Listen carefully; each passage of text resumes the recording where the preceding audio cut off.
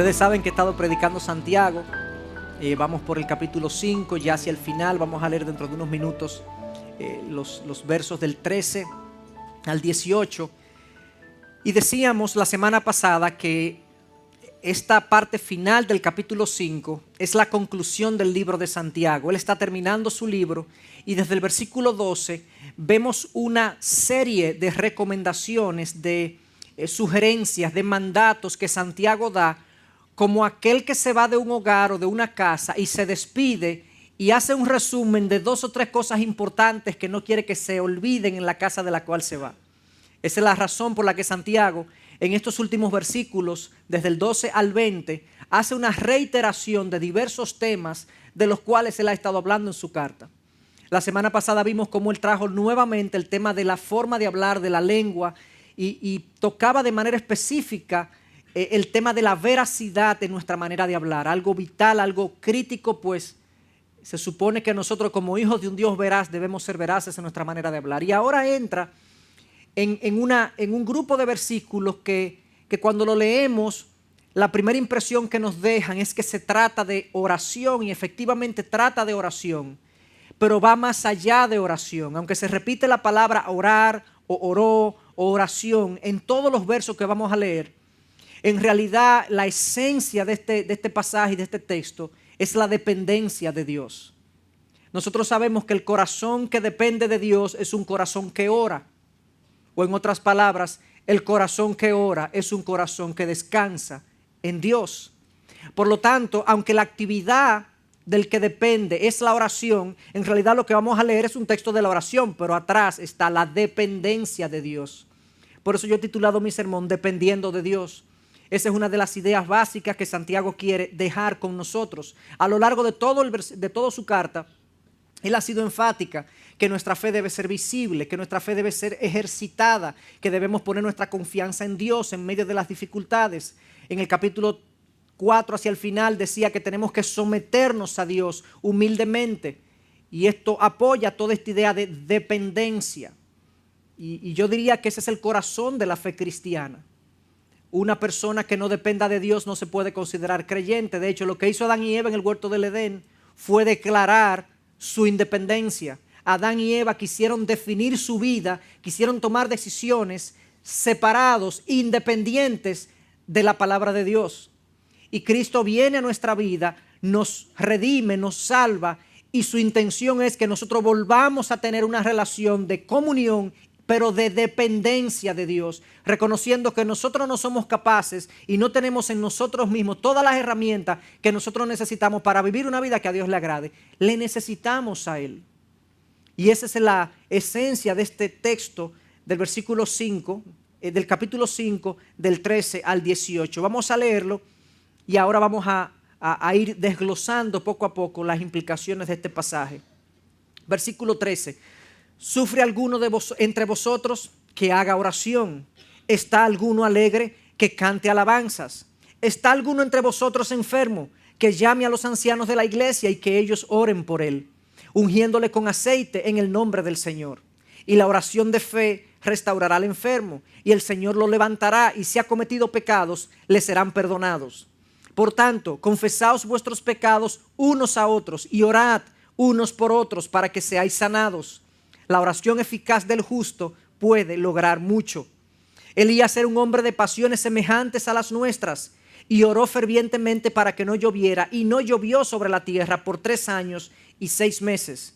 Y otra vez oró, y el cielo dio lluvia y la tierra produjo su fruto.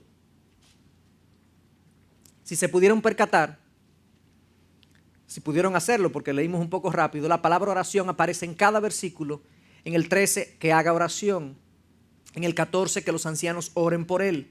En el 15, la oración de fe restaurará al enfermo. En el 16, orad unos por otros. Y luego dice, la oración eficaz del justo puede lograr mucho. En el 17, Elías oró fervientemente. En el 18, y otra vez oró. Se fijan que el texto gira en torno a esta acción que Santiago manda a tener en nuestra vida, que es la oración como un reflejo de nuestra dependencia de Dios. Y yo quisiera ver 3 aspectos en cuanto a la dependencia que están expresados en este pasaje. Lo primero es que Santiago nos manda a ser dependientes de Dios en toda circunstancia. Lo segundo es que esa dependencia no debe ser una independencia aislada del resto del cuerpo de Cristo, sino que debe ser una dependencia compartida con el resto del cuerpo de Cristo. Y en tercer lugar nos da un ejemplo del glorioso resultado de una vida que depende de Dios. Esos son los tres aspectos que yo quisiera ver, y todo gira en torno a la dependencia que se supone nosotros como seres humanos o cristianos más bien debemos tener de nuestro Dios y Señor. La oración, como decía, es lo que hace en un corazón que depende de Dios. Esa es la reacción natural de un corazón que depende de Dios. Versículo 13, la dependencia debe manifestarse en toda circunstancia. ¿Sufre alguno entre vosotros? Que haga oración. ¿Está alguno alegre? Que cante alabanza. Santiago comienza con dos preguntas muy cortas. ¿Sufre alguno? ¿Está alguno alegre? Dos preguntas muy cortas, y sus respuestas son más cortas a la vez. En el original, de hecho, son todavía más cortas de lo que leemos aquí. ¿Sufre alguno de vosotros? En el original, ore. ¿Está alguno alegre? Cante. Son las dos reacciones que se supone nosotros debemos tener ante una diversidad de circunstancias. Fíjense que el sufrimiento está en un extremo y la alegría está en el otro extremo. Sea que tú estés sufriendo, sea que tú estés alegre o feliz, tu reacción debe ser buscar al Dios que te suple fortaleza en el sufrimiento y que te ha provisto tu bonanza. El que está sufriendo, ore. El que está alegre, cante. En cualquier circunstancia de la vida, en cualquier lugar del espectro que tú te encuentres de circunstancias de la vida, Dios debe ser el primer recurso al que tú vas, en el que tú depositas tu confianza, al que tú recurres en momentos de necesidad, o al que tú sencillamente le agradeces por lo que te ha provisto. Esa es la idea de estos dos aspectos de este primer verso 13, en el que Santiago claramente dice: la dependencia de Dios es vital en un corazón, en un creyente. Y la primera pregunta, esta primera pregunta de si sufre alguno de vosotros, vuelve a traer un tema, hermanos, que parecería que yo soy demasiado redundante en un mismo aspecto, pero es Santiago que lo trae. Una vez más, Santiago comienza haciendo la pregunta de ¿sufre alguno de vosotros? Lo que está implícito es que pueden haber hijos de Dios sufriendo, padeciendo, en aflicción. A lo largo del libro de Santiago es más frecuente las recomendaciones para el cristiano que está padeciendo que para el cristiano que está en bonanza. Por lo visto, es más común encontrar un cristiano padeciendo que un cristiano en bonanza. Y yo debo traerlo de nuevo y mencionarlo de nuevo, porque aparentemente, por lo visto, por la forma recurrente con que la Biblia lo trae una y otra vez, a nosotros se nos parece olvidar que realmente en este mundo tendremos aflicción. Y como se nos olvida eso, nuestra reacción ante la aflicción muchas veces no es la que Dios espera y la que Dios quiere de nosotros. Una y otra vez tenemos que ser recordados: estamos aquí y vamos a ser afligidos. Vamos a sufrir de diferentes maneras. A veces son asuntos económicos, como yo decía en diversos mensajes. A veces tienen que ver con asuntos de familia. A veces son cuestiones laborales. A veces son sufrimientos y padecimientos de enfermedad. De diferentes maneras, este es un mundo donde hay aflicción en cada esquina a la que yo miro. Y Santiago nos recuerda entonces: ¿sufre alguno de vosotros? De hecho, su carta comenzó con el capítulo 1, versículo 2, donde dice que si nosotros nos encontramos en diversas pruebas, o sea que no solamente yo puedo estar enfrentando una dificultad en mi vida, puede ser que yo me encuentre en diversas dificultades al mismo tiempo. Eso no debe sorprendernos. Pedro en un momento dado le dice, en su primera carta, le dice a los creyentes a los que le escribe: no se sorprendan del fuego de la prueba que viene sobre vosotros. ¿Qué ustedes esperan en este mundo? Hay aflicciones por todos lados, si no de un tipo, pues de otro tipo. Ante tal situación, el mandato de Santiago, más que una recomendación, es oren. Oren. La pregunta para nosotros es: ante la aflicción, ante el dolor, ante el desconcierto, ante el problema, ¿es tu primera reacción, mi primera reacción, es tu instinto clamar a Dios? Orar, buscar su rostro. En mi caso no siempre ha sido mi primer instinto. Cuando yo me entero de un problema o me percato de alguna situación, me doy por enterado de cualquier cosa que esté pasando, un diagnóstico que me dan, una situación que estoy enfrentando, un problema que me cuentan, un dinero que perdí, lo primero que yo hago normalmente es afligirme y... Oye, pero no hay felicidad completa. Siempre pasa algo. Tenía que ser. El famoso Murphy, la ley de Murphy. Todo se le pega al dedo malo. Así sucesivamente, como cosas que parecen jocosas, pero nuestra primera reacción es glorioso cuando es, Señor, ayúdame. Pero nuestra primera reacción muchas veces no es esa. A veces mi primera reacción es de queja, es de murmuración, es de cuestionamiento, es de falta de fe. Todo eso acompañado en el momento de la aflicción. ¿Por qué a mí? Preguntamos. ¿Por qué me pasa esto a mí? ¿Por qué Dios decidió hacer esto en este momento? ¿Será que yo estoy haciendo algo malo? Entonces comenzamos a culparnos, comenzamos a buscar culpables. Pero la reacción natural ante el problema y la aflicción normalmente es esa: la queja, la murmuración, el descontento, el desafío a Dios, el cuestionamiento a Dios. Según Santiago, no se supone que esa deba ser mi primera reacción, sino, ¿sufre alguno de vosotros? Ore, busque a Dios, consulte a Dios, recurra a Dios, póstrese delante de Dios, humíllese delante de Dios. ¿Qué es lo que Él quiere? ¿Para dónde Él va? Pídale la sabiduría, la fortaleza que usted necesita para lidiar con esa situación. Pero esa no es la realidad de muchos de nosotros. Dios espera que en esos momentos de sufrimiento recurramos a Él quizás. Y un quizás más que muy probablemente, o sea, lo que quiero decir es muy probablemente, el Dios permitir dificultades en nuestra vida tiene que ver con su intención de aumentar nuestra dependencia de Él.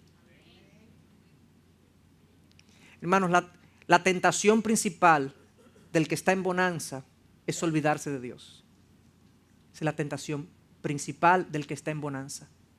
Cuando lo vemos de esa manera, podríamos decir: gloria a Dios, Señor, por tu aflicción. Gloria a Dios por tus sufrimientos. Gloria a Dios por tus escaseces, porque me mantienen pegados a ti. Me mantienes enfocados en ti. Me mantienen necesitándote, Señor. Ignorar eso es ignorar una de las verdades principales expresadas en la palabra de Dios. Dios ha usado a lo largo de su historia la aflicción y el sufrimiento en su pueblo para aumentar nuestra dependencia de Él. Pero Dios es un Dios, un sádico. Él no nos quiere ver sufriendo, no nos quiere ver gozosos. Pero el mayor gozo nuestro no es cuando no tenemos problemas. El mayor gozo nuestro es cuando estamos llenos de Él. Y si la aflicción me lleva a una posición donde me lleno de Él, yo entonces estaré gozoso a pesar de estar afligido. Dios tiene una forma de ver la vida diferente a la de nosotros. ¿Sufre alguno de vosotros? Haga oración o ore. Aquí no se nos dice por qué, cómo vamos a ir, a qué es que vamos a orar, cuál es el contenido de esa oración. Santiago no nos dice en ese texto, pero en otros textos anteriores Santiago sí nos indica algunas cosas que pudieran servirnos a nosotros como para darle contenido a esa oración que deberíamos hacer en momentos de aflicción. Fíjense lo que dice en Santiago 1, 2 al 5. Dice: tened por sumo gozo, hermanos míos, el que halléis en diversas pruebas, sabiendo que la prueba de vuestra fe produce paciencia, y que la paciencia ha de tener su perfecto resultado, para que seáis perfectos y completos, sin que os falte nada. Pero si alguno de vosotros se ve falto de sabiduría, que la pida a Dios, el cual da a todos abundantemente y sin reproche, y les será dada. Fíjense que primero Santiago describe: cuando se encuentren por diversas pruebas, ténganla por sumo gozo. ¿Por qué? Porque la prueba produce paciencia, y esa prueba produce también un carácter probado, un perfeccionamiento en lo que ustedes son. Inmediatamente después dice: pero si alguno se ve falto de sabiduría, que la pida a Dios. Es decir, tú estás enfrentando una prueba y tú no sabes cómo enfrentarla, cómo lidiar con ella, cómo entrarle, por dónde comenzar. Tú necesitas sabiduría. Tú necesitas una perspectiva que te dé discernimiento de cómo enfrentar esa situación que Dios ha traído a tu vida. Entonces, un posible contenido para esta, ¿sufre alguno de vosotros? Ore. Tú vas donde Dios y le dices, Señor, dame sabiduría. Yo no entiendo por qué me está pasando esto. Lo que yo quiero saber es cómo lo voy a enfrentar, pero no lo quiero enfrentar según mi propia prudencia. Lo quiero enfrentar según tú quieres que yo lo enfrente. Yo quiero que esta prueba sirva para el propósito que tú le enviaste a mi vida. Pero yo no sé en este momento por dónde empezar, cómo lidiar con esto. Cómo lidiar con un hijo rebelde, con un cónyuge infiel, con un trabajo frustrante, con un desempleo agobiante, con una crisis económica asfixiante. Yo no sé cómo lidiar. Señor, dame sabiduría. Yo quiero que tú me des tus ojos, Señor, para ver cómo lidiar, por dónde empezar con estas cosas. Esa es una posible oración en medio del sufrimiento. Sabiduría, Señor. Necesito sabiduría.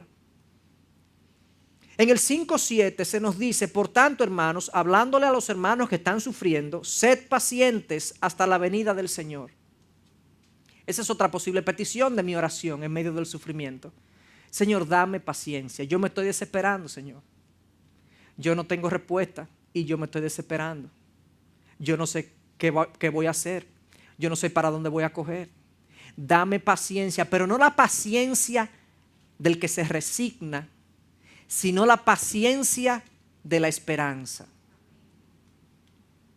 Como se nos dice en el capítulo 5, un poquito más atrás, en algunos versos más atrás, que se nos dice, sed pacientes hasta la venida del Señor, el Señor hará justicia, todas estas cosas, pero sed pacientes también, y se nos pone el ejemplo de Job. Miren el ejemplo de Job, ejemplo de aflicción y de paciencia, ejemplo de paciencia de Job. Miren el proceder del Señor. Ustedes son testigos de cómo Dios trató a Job y cómo Dios procedió con Job.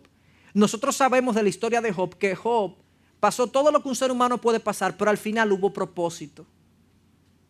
Si yo sé entonces y tengo la certeza y la seguridad de que mi prueba tiene propósito, yo puedo ser paciente, pero no paciencia de la que se resigna, sino paciencia de la que espera que hay un propósito bueno en lo que yo estoy pasando. Aunque yo no lo entienda, ni lo vea, ni lo visualice, Dios tiene un propósito en la aflicción. Ese es otro posible contenido de mi oración. Señor, dame sabiduría, dame paciencia, Señor, para soportar esto de una manera que a ti te honre. No me quiero desesperar en la espera. Y muchas veces, hermano, nosotros no solamente que no vamos a Dios como primer recurso en medio de los problemas. Dios es un segundo o tercer recurso. Después que no me queda más nada, después que no me queda ninguna otra opción, después que yo he hecho toda la diligencia, bueno, pues vamos a orar. Vamos a orar. Como que nadie dice, y ojalá alguien diga, ¿y ustedes no han orado? Son los primeros. Es que después que agotamos todos los recursos humanos, las relaciones que tenemos, los recursos económicos que tenemos y vemos, no. Bueno, pues vamos a orar. Porque no hay manera humana de resolver. Pero Dios dice, no, sufre alguno de vosotros, ore primero y después te resuelve. Es al revés la cosa. Pero no solamente Dios no es nuestro primer recurso, es que a veces vamos a Dios como primer recurso, pero le pedimos mal. Nos equivocamos en la petición. Ups. Muy bien que viniste primero a mí, pero me estás pidiendo lo que no me debes pedir. Santiago habla de eso. Dice en el capítulo 4, versículo 3, pedís y no recibís, porque pedís con malos propósitos para gastarlos en vuestros placeres. A veces voy, está bien, pero pido mal. Estoy desenfocado, estoy enfocado en mí, no en Dios. Me interesa mi bienestar, no los propósitos de Dios, no la gloria de su nombre. No que la imagen de Cristo sea formada en mí. Yo lo que estoy interesado es que Dios me saque de esta situación, me libere de este problema, me levante la aflicción. Eso es lo que yo quiero.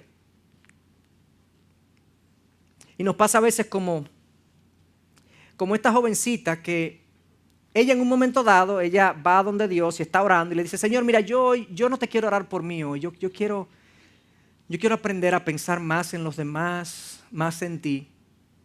Y comenzó a orar por su familia, por sus hermanos, por sus amigos, por sus pastores. Y ya al final de la oración, ella dice, pero Señor, yo te quiero pedir una vez más por mi madre, Señor. Yo quiero pedirte, Padre, que tú le proveas un yerno buen mozo. Que tú le des un yerno ejemplar, un hombre de Dios. Señor, pero es por ella que yo te lo pido, es por ella. Y nosotros con mucha facilidad en nuestra oración, con mucha facilidad, terminamos siendo el centro de nuestras oraciones. A veces nos proponemos no serlo, pero a veces somos nosotros el centro de nuestras peticiones, de nuestras oraciones, de nuestras aspiraciones. Somos nosotros el centro solamente cuando no se trata de nosotros. Y ojalá no nos pase, no nos traicione el corazón. Estemos atentos a que el corazón no nos traicione en ese sentido. Ore ante las dificultades, ore ante el sufrimiento. Vaya donde Dios como primer recurso. Vayamos nosotros como primer recurso. Pidámosle sabiduría, paciencia. Paciencia de la buena. Paciencia de la que espera con sentido de propósito. Pero la otra circunstancia en la que Santiago dice que nosotros debemos recurrir a Dios, no solamente el sufrimiento, es la alegría también. Eso es lo que dice la segunda parte del versículo 13. ¿Está alguno alegre que cante alabanzas? En el original, ¿está alguno alegre? Cante. Debería ser la reacción instintiva de un hijo de Dios. Aquel que reconoce que si tiene algo bueno es porque Dios se lo ha dado. Y parecería que cantar en la bonanza es más fácil que orar en la dificultad. Él nos acaba de decir, ora en la dificultad. Bueno, sí, eso es difícil. Esto es más fácil, orar en la bonanza, pero no es así. Porque la tentación humana más común en la bonanza es el olvidarnos de Dios, como yo decía. Nos olvidamos de Dios. Pensamos que llegamos ahí por nuestro propio esfuerzo, por nuestra dedicación y perseverancia, por nuestra calidad moral o espiritual. Pensamos que nos merecemos parte de lo que disfrutamos y no le atribuimos a Dios realmente ser la fuente de nuestras bendiciones. Esto es así y está revelado en la palabra de muchas maneras, pero miren lo que Dios le dice al pueblo, precisamente antes de entrar a la tierra prometida. Le dice en Deuteronomio 6, del 10 al 12, dice lo siguiente: y sucederá que cuando el Señor tu Dios te traiga a la tierra que juró a tus padres Abraham, Isaac y Jacob, que te daría, una tierra con grandes y espléndidas ciudades que tú no edificaste, y casas llenas de toda buena cosa que tú no llenaste, y cisternas cavadas que tú no cavaste, viñas y olivos que tú no plantaste, y comas y te sacies, cuando tú estés en tu mejor momento, en tus buenas. Versículo 12, entonces ten cuidado, no sea que te olvides del Señor que te sacó de la tierra de Egipto, de la casa de servidumbre. Dios está consciente que un corazón en buenas es un corazón que tiende a olvidarse de Él, a ignorar que lo que tengo, de lo que disfruto, proviene de la mano misericordiosa y llena de gracia de Dios que nos ha provisto esas cosas. Todo. No hay ninguna cosa buena que yo disfrute, ni familia, ni hijo, ni esposo, ni dinero, ni nada, ni posición, ni nada, ni siquiera ministerio, que no haya provenido del Señor directamente. Una decisión soberana de Él de proveernos esa bendición. Pero mi tendencia, hermanos, y tu tendencia, es olvidarnos de Dios en medio de la bonanza. Y esa es una tentación que tenemos que tener muy presente para no ignorar que en los momentos de bonanza a Dios le debemos gratitud. Eso nos mantiene humildes, nos mantiene sensatos, juiciosos en nuestra evaluación de nosotros mismos. Porque el que cree que se ha hecho a sí mismo comienza a enorgullecerse. Y si hay algo con lo que Dios se opone es el orgulloso. Ahí comienzan los problemas con Dios. Entonces fíjense que aquí hay dos espectros: el que sufre, ore; el que está alegre, cante. Reconozca a Dios en su sufrimiento, reconozca a Dios en su alegría. Y esto no solamente se hace de manera privada, de manera aislada y solitaria, sino que parte de esta dependencia de Dios que Él está planteando aquí. Yo debo vivirla en la comunidad de creyentes en la que Dios me ha colocado. Fíjense lo que dice en los versículos 14 al 16. Dice: ¿está alguno entre vosotros enfermo? Que llame a los ancianos de la iglesia y que ellos oren por él, ungiéndole con aceite en el nombre del Señor. Y la oración de fe restaurará al enfermo, y el Señor lo levantará, y si ha cometido pecados le serán perdonados. Por tanto, confesaos vuestros pecados unos a otros y orad unos por otros para que seáis sanados. la enfermedad es una de las aflicciones que nosotros, ya él habló del sufrimiento y dice ore a Dios, pero una manera adicional de yo lidiar específicamente con esta situación de enfermedad es yo venir a los ancianos de la iglesia, porque los ancianos representan la iglesia, si necesito su ayuda, necesito su oración, necesito su intercesión. La dependencia que Dios quiere que nosotros tengamos de Él no es una independencia como un llanero solitario que entiende que no necesita de nadie más. Es una dependencia humilde, donde yo sé que yo necesito a Dios, pero yo necesito de mis hermanos, que oren por mí, que intercedan por mí, que incluso que sean instrumentos de Dios en medio del dolor y la aflicción para yo obtener sabiduría y discernimiento y paciencia y estímulo. Yo necesito a otros en mi sufrimiento. Y de manera específica, él plantea aquí una causa de sufrimiento que es la enfermedad. Y estos 3 versos, hermanos, son de los 3 versos más controversiales, yo creo que casi de toda la Biblia. Casi en cada frase de estos 3 versos hay una controversia de 3 y 4 posiciones distintas.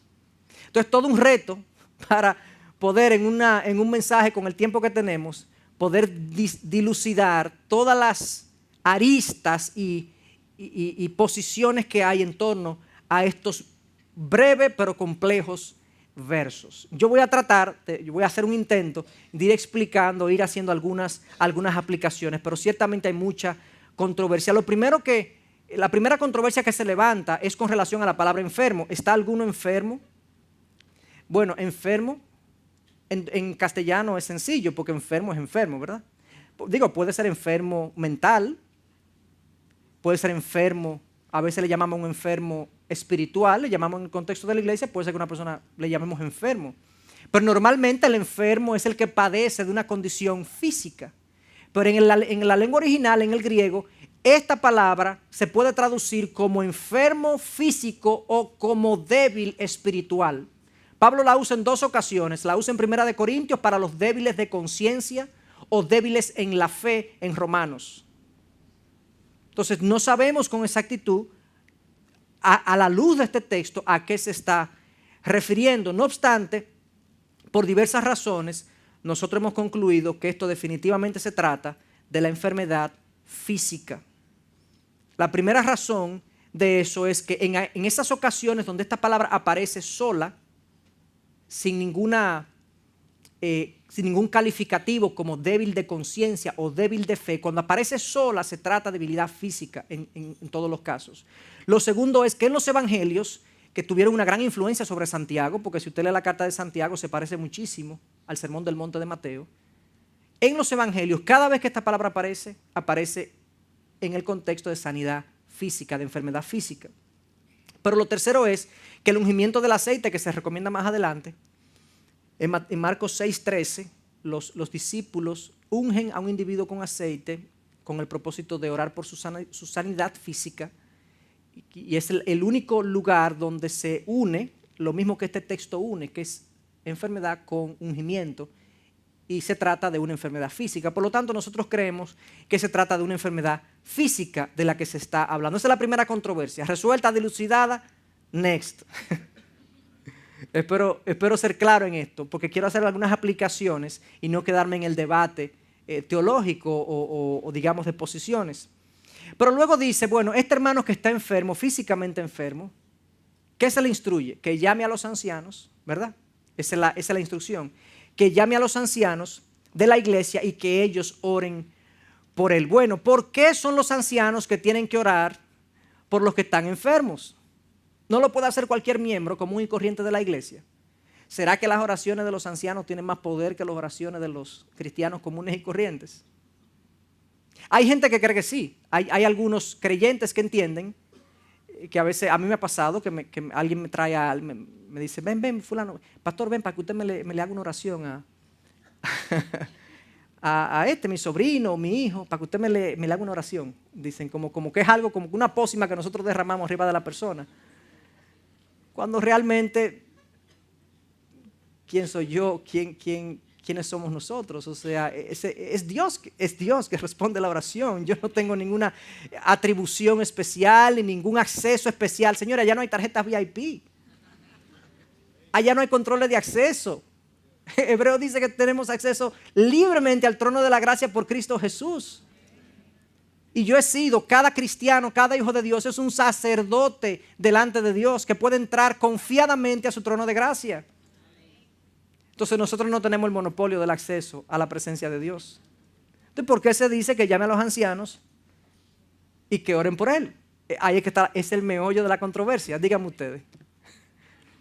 Bueno, lo único que puedo decir son algunas apreciaciones porque no está claro en el texto, pero lo primero es que los ancianos representan la iglesia, hermanos. Los ancianos, fíjense cómo ya se habla aquí en esta carta muy temprana del Nuevo Testamento de ancianos de la iglesia. O sea, ya hay un liderazgo constituido, claramente identificado, y por lo visto estos son hermanos que representan la iglesia. Por lo tanto, llame a los ancianos, es como llamar a la iglesia, porque ellos representan la iglesia, los ancianos están enterados y así otros van a poder orar por nosotros.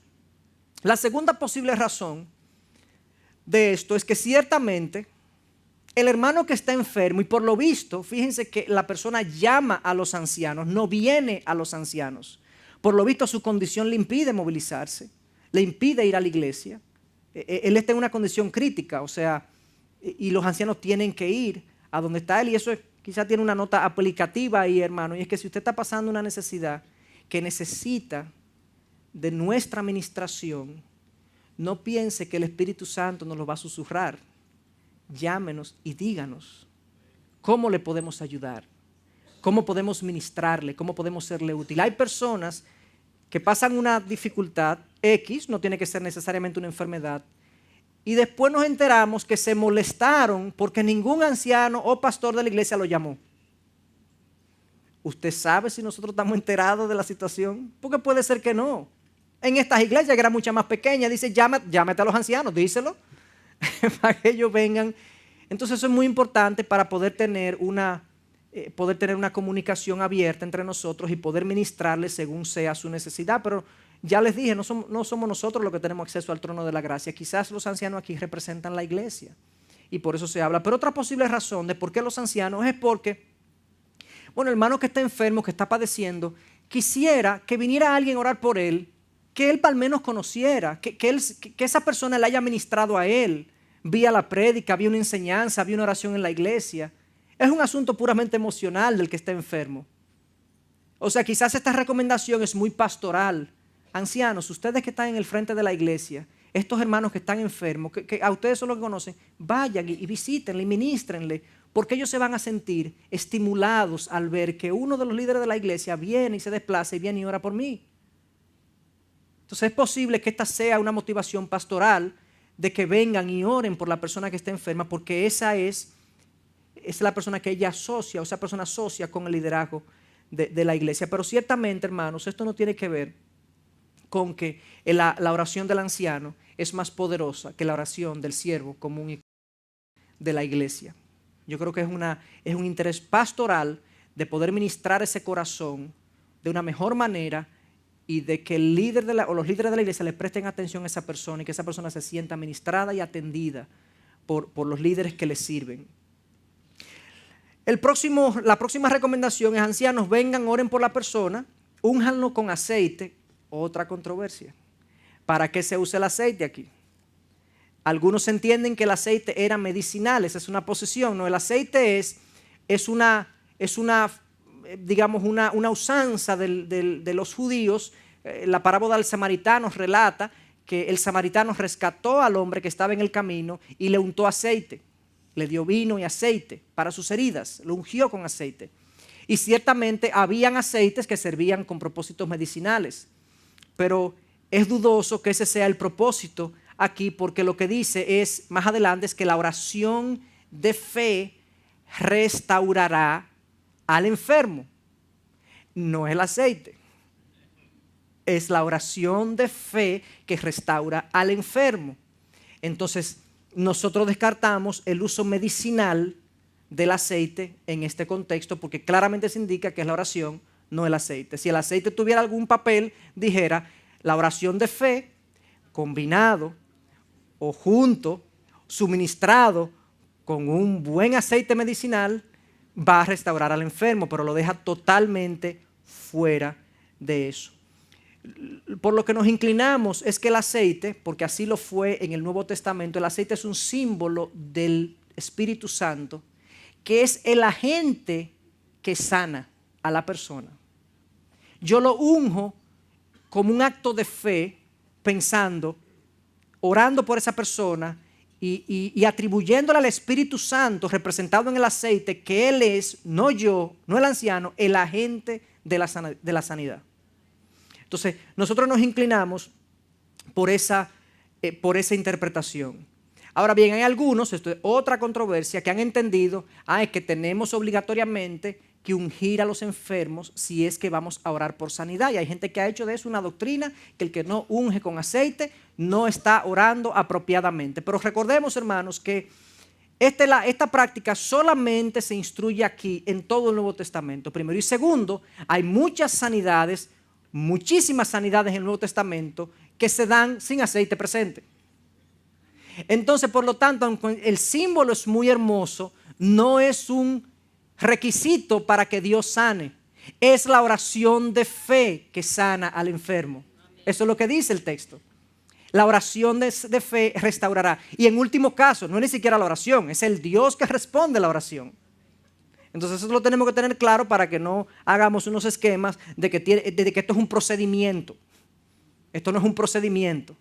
Esto es un acto de fe confiando en un Señor todopoderoso que se apiada de uno de sus hijos que está enfermo y que vamos a ungirlo como un símbolo de que Él es que hace la obra, no yo. Descartado eso, ¿verdad? Próximo, ok. Llame a los ancianos, que oren por él, que lo unjan con aceite y la oración de fe restaurará al enfermo. Ahí está. La garantía, muchos dicen, de que si usted ora con fe, usted va a ser sano. Y que si usted no es sano, a usted le falta fe. ¿Verdad? Esa es otra controversia. Ciertamente, recuerden que la oración de fe restaura al enfermo, pero los que oran no es el enfermo que está orando. Quienes están orando son los ancianos. Entonces, no le puedo atribuir a la falta de fe del enfermo cuando el anciano es que está intercediendo. A Jesús en varias ocasiones se le acerca una persona y le pide por su hija, Jairo, ¿no? Señor. Y Jesús se sorprende de la fe de ese hombre, ¿cierto? Y levanta a la hija. ¿Por la fe de la hija? Por la fe del que oró por ella. En otra ocasión viene un siervo romano y le pide por un siervo de él, por un súbdito de él. Y Jesús se sorprende por la fe de ese individuo. Y le dice, no, Jesús, tú no tienes que ir, solo di la palabra y mi siervo será sano. Y Jesús dijo la palabra y el siervo fue sano. El siervo no tenía ni idea que el hombre estaba en esto. El enfermo en sí, en este contexto, no es la fe del enfermo que determina su sanidad, es la fe de los que interceden por él. ¿Ok? Eso es importante porque es muy cruel decirle a una persona que está enferma que además no se sana por culpa de su falta de fe. Entonces ahora yo estoy enfermo y dolido físicamente y espiritualmente frustrado porque no puedo lograr el nivel de fe que me sane. Dios mío, eso es una crueldad. Entonces, la realidad es, hermanos, que ciertamente la oración de fe restaura al enfermo, cuando es la voluntad de Dios. Digo, bueno, pero usted está agregando al texto. No, la Biblia le agrega al texto. Es que Dios no hace nada que esté fuera de su voluntad. Yo no le puedo torcer el brazo a Dios. Pablo le pide en 2 Corintios 12 a Dios, quítame este aguijón de mi carne 3 veces. No, Pablo, mi poder se perfecciona en tu debilidad. Bástate mi gracia. No te lo voy a quitar, Pablo. En 2 Timoteo 4:20, Pablo dice, dejé a Trófimo enfermo en Mileto y siguió su viaje misionero. El gran Pablo, el gran obrador de milagros, el apóstol Pablo, ¿ustedes creen que no oró por Trófimo? Pero no era la voluntad de Dios dejar a Trófimo en Mileto. Enfermo se quedó. Y así vemos diversos apóstoles, ministros, enfermos en la Biblia que no se sanaron porque no es mi voluntad la que ha de ser hecha, es la voluntad de Dios. Ahora bien, Sí quiero señalar, hermanos, que cuando Dios sana a alguien es en respuesta a una oración. Pero no toda oración de sanidad es respondida positivamente. Entonces no sé si pueden ver que esas dos cosas coexisten. Ciertamente, si Dios va a sanar, lo hace a través de la oración. De ahí que siempre debemos orar por sanidad, por aquellos que están padeciendo. Siempre, porque si Dios va a sanar a alguien, no lo va a hacer, no podemos colocar en esta situación de hipercalvinismo o hiperdeterminación, donde no, ya lo que Dios dijo, ya lo dijo, y yo no tengo ninguna acción ni ningún papel en este entierro, ninguna vela en este entierro, como dicen. No, Dios dice, ora, porque si yo voy a responder, si yo voy a sanar a alguien, yo lo voy a hacer en respuesta a una oración. Ahora, no creas que cada vez que tú me ores, yo voy a sanar según tu voluntad. Entonces, esa es la nota de equilibrio. Una observación más en cuanto a este texto de la oración de fe, restaurar al enfermo. Ciertamente, hay un grado de fe que Dios espera en aquellos que se acercan a Él. Ciertamente. Santiago lo dice en Santiago 1:6. Literalmente, oigan lo que Santiago dice. Pero si alguno de vosotros, Santiago 1:5, se ve falto de sabiduría, que la pida a Dios, el cual da a todos abundantemente y sin reproche, y le será dada. ¿Ok? Pero miren ahora, pero pida con fe, sin dudar, porque el que duda es semejante a la ola del mar, impulsada por el viento y echada de una parte a otra. No piense pues ese hombre que recibirá cosa alguna del Señor. Wow. O sea, sí, hay un requerimiento de fe que Dios conoce, que Dios espera en aquellos que se acercan a Él. Yo debo ir a Dios confiado de que Él es capaz de hacerlo, de que Él tiene la mejor intención de hacerlo, pero que puede decidir no hacerlo por sus soberanos propósitos. Pero yo debo acercarme con confianza al trono de la gracia a pedir lo que yo quiero pedir, y Dios es el que decide si me lo va a dar. En un momento dado, en Mateo 13:58, dice literalmente la escritura, y no hizo muchos milagros ahí, en esa comunidad, Jesús, a causa de la incredulidad de ellos. O sea, Dios no respalda un corazón incrédulo. Entonces, esto nos deja con algunas preguntas, pero yo no puedo contestarlas todas en un solo sermón. ¿Cuál es la aplicación de todo esto, hermanos? El padecimiento físico, la enfermedad. Nosotros debemos orar intensamente, con fe, confiados en que Dios puede sanar al enfermo. Si queremos usar el ungimiento del aceite como símbolo, tenía mucho más sentido en el contexto judío, porque ellos tenían ese entendimiento del ungimiento del aceite, pero también es un hermoso símbolo. Si lo queremos usar, está muy bien. Oramos por la persona enferma y confiamos en que Dios responderá a su manera y en su momento. Eso no nos debe desestimular en la oración, sino que este texto está diseñado específicamente a que seamos más intencionales y sistemáticos con nuestras oraciones y peticiones a Dios. Ahora bien, fíjense que dice al final, todavía hay controversia, y el Señor lo levantará, y si ha cometido pecados, le serán perdonados. Por tanto, confesad vuestros pecados unos a otros y orad unos por otros para que seáis sanados. Cuando un enfermo se acerca al cuerpo de la iglesia, a los ancianos o a otros hermanos, el interés es no solamente la sanidad física, sino la restauración espiritual si es que lo necesita. Santiago dice, se te acerca este enfermo a ti, llega a tu oficina, llega a tu casa, está aquí en la iglesia. Pastor, yo quiero que usted ore porque yo tengo un padecimiento. Sí, déjame orar por ese padecimiento. E ignoro completamente el estado espiritual de esa persona. Eso es un error, pastoralmente hablando, espiritualmente hablando. Yo debo estar interesado tanto en la sanidad física como en la sanidad espiritual de esa persona. Y muchas veces la persona que se acerca en busca de sanidad física quizás tiene situaciones en su vida espiritual que tiene que arreglar. Quizás la situación de padecimiento físico es precisamente el instrumento de Dios para que esa persona se acerque al Señor y busque también su sanidad espiritual. Entonces este texto lo que indica es que viene a restaurar al enfermo, y si ha cometido pecados, también les serán perdonados. O sea, los ancianos o aquellos que oran por los enfermos deben involucrarse en orar por la sanidad física, pero en orar también e indagar sobre la sanidad espiritual de la persona, para orar por salvación si la persona no conoce al Señor, o para orar por arrepentimiento si es un cristiano que está apartado, o cualquiera que sea la situación. Pero el énfasis debe estar en toda la persona, su corazón y su cuerpo. De hecho, la Biblia nos indica que hay pecados que pueden producir enfermedad.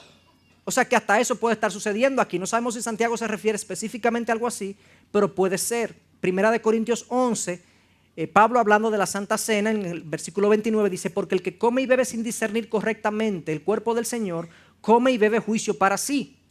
Por esta razón hay muchos débiles y enfermos entre vosotros y muchos duermen. Pueden haber situaciones de salud que se deban a situaciones espirituales no arregladas, cosas, disciplinas de Dios. El salmista dice: cuando callé mi pecado, se envejecieron mis huesos, indicando una conexión entre mi estado de pecado y no arrepentimiento de ese pecado y el envejecimiento físico, el aquejamiento físico. Puede haber algo de eso. Entonces, en este contexto, la persona se acerca a buscar sanidad física, indaguemos, ministrémosles a su corazón también. ¿Cómo está tu vida? ¿Cómo está tu caminar? ¿Cómo ha estado tu comunión con el Señor? Si es cristiano y si no es cristiano, hablarle ya del evangelio. Quizás esto lo trajo a los pies de los ancianos, a los pies de la iglesia, para que le fuese suministrada la sanidad espiritual. Y él concluye entonces, Santiago concluye diciendo esta parte: por tanto, confesaos vuestros pecados unos a otros y orad unos por otros para que seáis sanados. Esta práctica que yo estoy prescribiendo para algunos que están enfermos, que se acercan a los ancianos, esto es una buena práctica. De hecho, como esto produce sanidad física y sanidad espiritual, háganlo todos.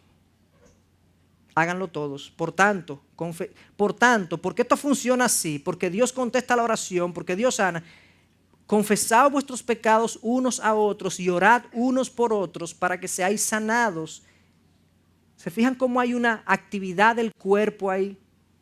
Donde unos y otros estamos. Esto no es un evento de un momento en la vida. Yo estoy conectado con otros hermanos en la iglesia, donde estoy contándole cuáles son mis padecimientos físicos, pero también le estoy contando cuáles son mis necesidades espirituales. Yo estoy diciendo: yo necesito oración, porque yo me siento débil, yo me siento afligido, yo me siento sin fuerzas, yo me siento que me frustro con mi matrimonio, me frustro con mi hijo. Estoy recibiendo muchas tentaciones en esta área. Confesad vuestros pecados. A veces esos pecados tienen que ver con ofensas mutuas que tienen que ser confesadas, hermanos. Si yo me siento ofendido con fulano, yo ofendí a otro, yo tengo que ir donde ese hermano y pedirle perdón y confesarle mi pecado contra él. Perdóname, hermano. Y el otro viene para atrás y posiblemente me va a pedir perdón también, por ofensas mutuas. Eso no solamente produce, si es que hay enfermedades conectadas a pecados, sino que produce una sanidad más allá de lo físico en el cuerpo. Y sean sanados. La sanidad de un cuerpo depende que haya esta honestidad y esta sinceridad y esta comunión de estar confesándonos cosas y orando los unos por los otros para que seáis sanados, que el cuerpo esté sano, fuerte, físicamente y espiritualmente también. Algunos entienden que bueno, eso de la confesión, hay toda otra controversia, hermanos. Bueno, no lo voy a decir con esa letanía, sino que hay otra controversia legítima, porque estas cosas dan para muchas perspectivas. ¿Cómo que confesar mis pecados? O sea, que yo le tengo que decir mi pecado a todo el mundo. No, realmente el principio es el siguiente: usted confiesa el pecado en la medida de qué tan público sea. Si un hermano está al tanto de un pecado que yo cometí o que cometo, yo debo confesarle al menos a ese hermano ese pecado, esa falta, y pedirle perdón si es que estoy arrepentido. Si lo saben 2, si lo saben 3, mientras más público, más amplia debe ser la confesión. Ese es el principio general. Okay. Ahora bien, si yo cometo un pecado público, que la iglesia se entera, o yo no sé cuántos de la iglesia se enteraron, Yo debería pedirle un permiso a los ancianos para un día pararme aquí y decir, hermano, yo he estado en esta práctica y quizás muchos de ustedes han sido testigos. Yo he estado fallando frente a muchos de ustedes, yo no sé cuántos, yo le pido perdón porque yo me he arrepentido de eso y el Señor me ha mostrado que yo estoy mal. Esa puede ser una opción. Ahora hay pecados privados que muchos dicen, no, yo no le tengo que confesar mis cosas a nadie. ¿Por qué? Porque yo me confieso con Dios. Pero una sola aclaración en cuanto a eso. Hay pecados, hermanos, privados, que ciertamente tú los puedes confesar a Dios íntimamente y Él te perdona. Pero son pecados que por su naturaleza son adictivos o esclavizantes. Y cuando esa es la condición de un pecado que es adictivo como la pornografía o como un vicio o ese tipo de pecados, lo recomendable es que tú se lo digas al menos a otro hermano que te ayude a caminar en esa área y que te haga rendir cuentas en esa área en la que tú te has dado cuenta que tú no puedes solo. Es cierto que es un pecado privado, pero si te quedas ahí te vas a embarrar más. Entonces esa es una observación importante porque muchos dicen, no, yo no tengo que confesar mi cosa a nadie. Bueno, pero si estás luchando con eso hace años y no sales y no sales y no sales, confiésaselo a alguien discreto, prudente, solo, pero que te ayude a caminar. Y hay mucha gente se pierde, obviamente, porque la gente no quiere vulnerarse, la gente no quiere, nosotros no queremos que el otro sepa quiénes somos nosotros. Pero eso es vital para nuestra sanidad espiritual e incluso en algunas ocasiones para nuestra sanidad física. ¿Se fijan qué tantas cosas hay en estos versos y qué tanta controversia? Bueno, habiendo terminado de eso, la dependencia de Dios es un asunto de cualquier circunstancia. Ese fue el primer punto. Estamos en sufrimiento, estamos en la alegría, no importa. Dios debe ser lo primero, el primero que escuche o nuestra aflicción o nuestra alegría. Pero lo segundo es que de manera específica estas situaciones aflictivas, como la enfermedad, yo debo compartirla. En algunas ocasiones estoy enfermo espiritualmente, yo debo confesar en la medida de lo público, que tan público sea mi pecado. ¿Para qué? Para que el cuerpo sea sanado y orar los unos por los otros y tener esta comunión cercana e íntima los unos con los otros, además de con Dios. Y por último, y tercero, el glorioso resultado de la dependencia de Dios. Aquí voy a tratar de ser breve, pero como se han fijado es un texto que da para mucho. En realidad es un texto que da para 2 sermones, pero ya me bajaron una línea que nada más me queda un sermón, entonces. No, yo quería cubrir la mayor cantidad de texto posible. La oración del justo, dice, la oración eficaz del justo puede lograr mucho. Dice la tercera parte del versículo 16. Elías era un hombre de pasiones semejantes a las nuestras y oró fervientemente para que no lloviera. Y no llovió sobre la tierra por 3 años y 6 meses. Y otra vez oró y el cielo dio lluvia y la tierra produjo su fruto. Hay un glorioso resultado de una vida de oración. Elías es un ejemplo de eso, pero la primera frase de esta porción, la oración eficaz del justo puede lograr mucho. Yo diría que ahí lo único que falta es un coma, créanme. Es una forma de Santiago lidiar con una posible incredulidad en el corazón de muchos de esos creyentes. Hermanos, si es algo que está presente en nuestros corazones, muchos de nosotros realmente no creemos tanto que la oración sea tan vital. Es una rutina religiosa, es algo que tenemos que hacer. Imagínate, la oración es algo que tenemos que hacer.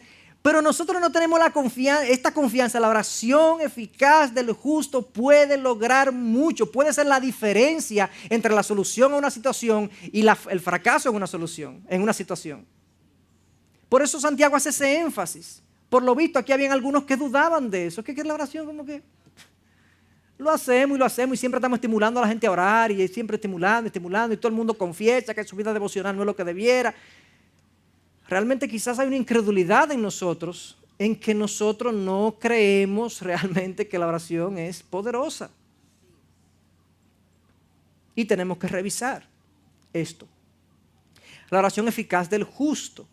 Bueno, el justo, imagínate quién es el justo, pues nadie es justo. Bueno, bíblicamente hablando, nosotros somos justos, los hijos de Dios. Aquellos que hemos puesto nuestra confianza y fe en Cristo, somos justos. ¿A qué se refiere Santiago con la oración del justo? Bueno, hay un aspecto, ciertamente, del justo del cristiano. Hay un aspecto que es eso, el cristiano, porque el que no es cristiano, yo he oído unos cristianos orando y Dios lo oye todo, pero realmente no hay una relación para Dios responder. Dios escucha a sus hijos y responde las oraciones de sus hijos. Y de los no creyentes escucha las oraciones de salvación de los no creyentes, pero este es el justo, el Hijo de Dios, que ha puesto su fe y su confianza en Cristo. Pero hay otro aspecto, otra connotación que es bíblica de quién es el justo. Oigan lo que dice el Salmo 66, 18. Si observo iniquidad en mi corazón, el Señor no me escuchará. O sea que si yo tengo un caminar no íntegro, no santo, no pulcro, delante de Dios, ciertamente siempre voy a tener imperfecciones. Pero estas son cosas intencionales que yo estoy haciendo, que yo sé que están mal y yo continúo. Bueno, eso obstaculiza mi vida de oración. Los resultados de mi vida de oración, ciertamente. La oración eficaz del justo, del Hijo de Dios, pero del Hijo de Dios que está caminando de manera transparente frente a su Dios, puede mucho. Pedro lo dice de otra manera, y vosotros, maridos, igualmente, convivid de manera comprensiva con vuestras mujeres, como un vaso más frágil, puesto que es mujer, dándole honor como a coheredera de la gracia de la vida, para que vuestras oraciones no sean estorbadas. Es más o menos, es una aplicación del Salmo 66. Claro, yo tengo a mi esposa maltratada, esclavizada, usada. Yo creo que ella me debe, yo no le debo nada a ella. No crea que la oración de ese va a llegar muy lejos.